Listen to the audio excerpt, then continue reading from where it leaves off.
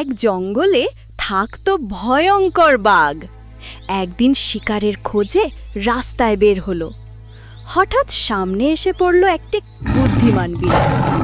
কি আর করব, বিড়াল বেচারির সামনে এসে দাঁড়ালো। বুদ্ধি করতাছে বিড়াল কিভাবে বাঘের হাত থেকে বাঁচা যায়। এমন সময় বাঘ বলতাছে, আমি জঙ্গলের রাজা, তুই কি করে সাহস করিস আমার সামনে দাঁড়াতে? রাজা শুধু শক্তিতে নয়, বুদ্ধিতেও হতে হয়। আমার শক্তি আছে, আমি তোরে এক থাবায় শেষ করে দেব। তাহলে আগে চোখ বন্ধ করে গুনে দেখ আমি পালাই কিনা। বাঘ চোখ বন্ধ করল। এইদিকে বিড়াল গাছে উঠে গেল। দেখলি, শক্তি নয়, বুদ্ধি আসল জয়। বাঘ চুপ করে লজ্জায় মাথা নিচু করে রাখল। গল্পটি এখানে শেষ হলো বন্ধুরা। গল্পটি কেমন হয়েছে কমেন্ট বক্সে জানিয়ে দিবে কিন্তু।